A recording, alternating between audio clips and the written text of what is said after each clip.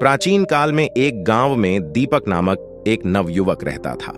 वह बहुत ही धार्मिक विचारों का था और हमेशा ही साधु महात्माओं के दर्शन किया करता था।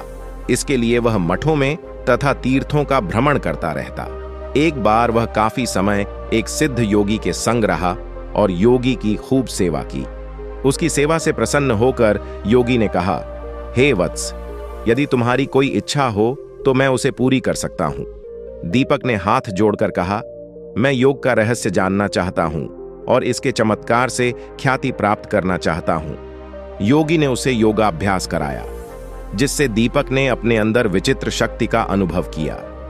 कुछ समय बाद वह अकेला घूमने निकला। मार्ग में उसने देखा कि कुछ शिकारी लोहे के पिंजरे में शेर को डालकर ले जा रहे हैं। दीपक ने अपना योग बल दिखाने के लिए मंत्र पाठ किया।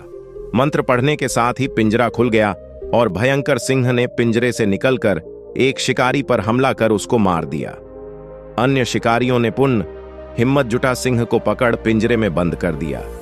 यह देखकर दीपक ने बहुत ही अहंकार से हंसते हुए कहा, क्या फिर से सिंह को भगा दूं? शिकारी दीपक को जादूगर जानकर मारने दौड़े। दीपक पिटते पिटते बेहोश होकर गिर पड़ा। कुछ देर बाद वह किसी तरह उठकर आगे चला। एक पर्वतीय गांव में उसने देखा कि लोग पहाड़ों की अधिकता से खेती करने में असमर्थ और बहुत दुखी हैं। दीपक ने अहंकार में सोचा कि यदि मैं पर्वतों को हटा दूं तो लोग मेरा सत्कार करेंगे। उसने मंत्र पाठ किया। धीरे धीरे पर्वत निकल निकल कर टूटने आरंभ हुए। गांव वालों के घर नष्ट होने लगे। लोग उसकी शरण में आए। दीपक पर्वतों को चलाना तो जानता था, किंतु उन्हें रोक नहीं सकता था, इसलिए वह उनका उद्धार न कर सका। लोगों ने उसे खूब पीटा। वह किसी तरह वहां से भागकर मछुआरों के गांव में पहुंचा, जहां मछलियों का अभाव था। दीपक ने उन्हें बुलाकर फिर अहंकारवश कहा, आज मैं योग का चमत्कार दिखाता हूं, आप लोग ठहरिए। उसने मंत्र बल से तालाबों में मछलियां भर दी। मछुआरों ने जाल बांध दिए। घर घर लोग मछलियां पकाने लगे। उसकी महिमा सर्वत्र फैल गई। यह भी एक विचित्र संयोग ही रहा कि वे सभी मछलियां जहरीली थीं। जिन लोगों ने भी मछलियां खाईं, उनमें से कुछ तो मर भी गए, बाकी मरणासन्न हो गए। बचे हुए लोगों ने लाठियों से दीपक को पकड़कर बहुत मारा। उनकी मार से बेहोश होकर वह गिर पड़ा। ग्रामीणों ने उसको मरा हुआ मानकर जंगल में फेंक दिया। आधी रात में जब उसको कुछ होश आया तो वह चिल्लाया। वह स्वयं उठकर नहीं चल सकता था। उस जंगल में एक साधु रहता था। जब साधु ने उसकी चीत्कार सुनी तो उसने दीपक को उठाया और अपने आश्रम में ले गया। औषधियों से उसकी पीड़ा को शांत किया।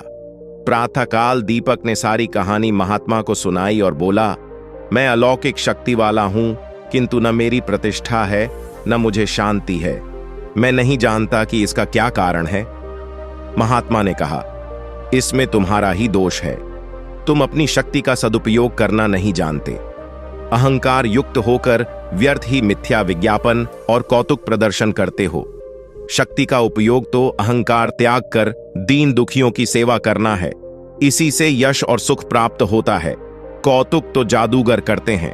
दीपक का अज्ञान नष्ट हुआ। महात्मा से लोक शिक्षण की शिक्षा पाकर वह समाज सेवा में लग गया। उसने अपनी शक्ति का सदुपयोग किया। उसके प्रभाव से कुछ समय बाद उसने संसार में कीर्ति प्राप्त की। आज की इस कहानी में बस इतना ही। मिलते हैं अगली वीडियो में। अगर कहानी अच्छी लगी हो तो अपने दोस्तों के साथ जरूर शेयर करें और हमारे चैनल को सब्सक्राइब करना ना भूलें। सदैव प्रसन्न रहिए। जो प्राप्त है पर्याप्त है। जिसका मन मस्त है उसके पास समस्त है। धन्यवाद।